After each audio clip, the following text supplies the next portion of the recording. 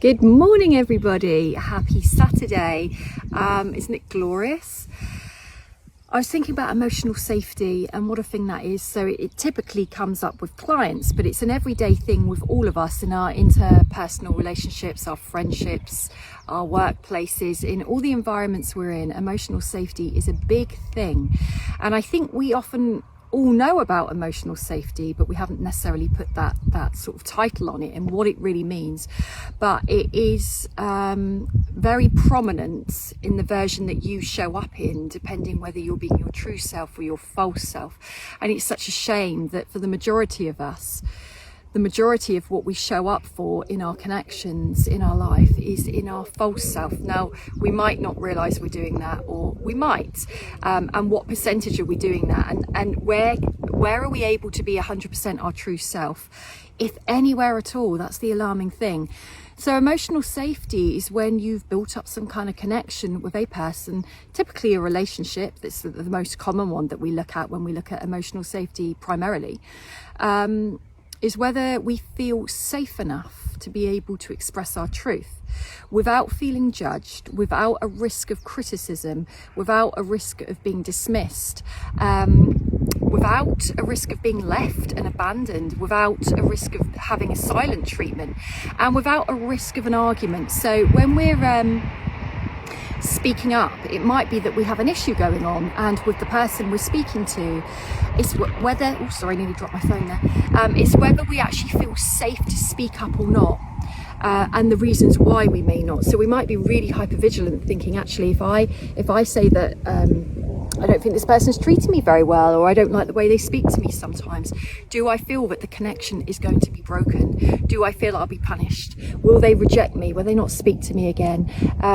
When we are feeling emotionally safe with somebody, we trust them.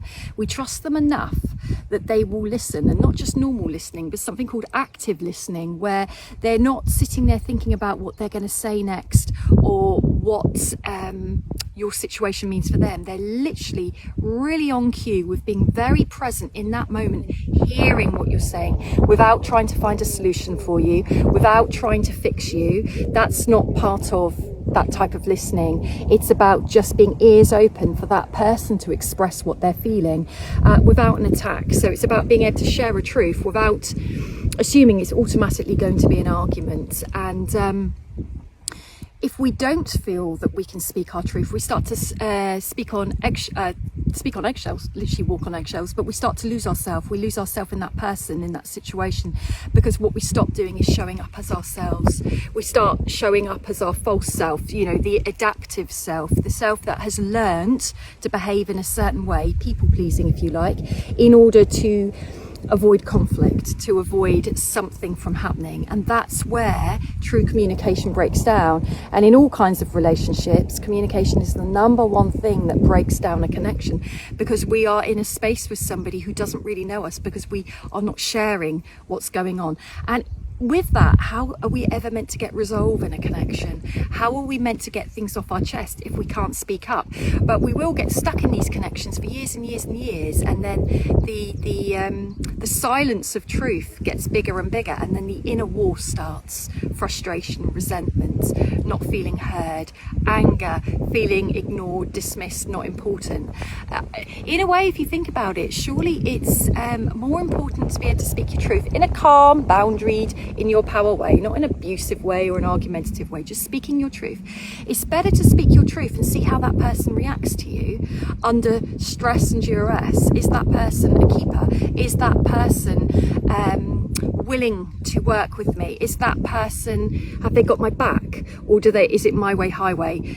They don't want to know if it's not their way. They don't want to hear a different type of mindset. They don't want to hear that I might be upset with them. They're not curious to care about how I feel. So that's all conditional.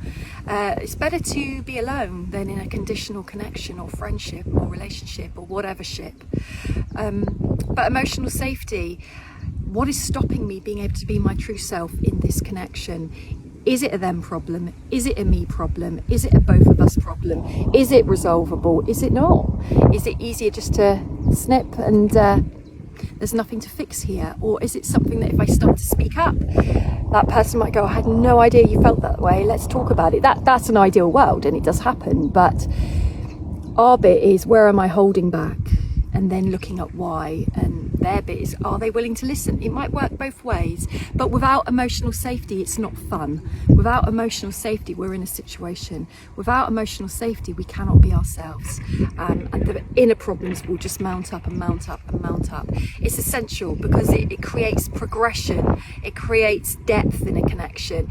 It creates you being able to rock up and be present. You're not carrying all this stuff from the past because it's aired in the moment. And another part of emotional safety is being able to speak up without somebody bringing your past into it, what you did 10 years ago. It's about being present in the moment and dealing with what's happening at hand. No fixing, no blaming, no judging, no criticism, just that ability to hear. And it's that ability to hear and truly listen that is so hard.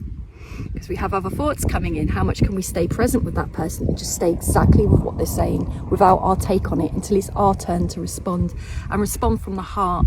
Can we hear stuff about ourselves that's difficult, or do we get defensive and our ego shields up and starts defending ourselves and pushing back and projecting it back and batting it back? What happens in that communication? But emotional safety is where the best connections are and where your deepest growth will be. Take care, everybody.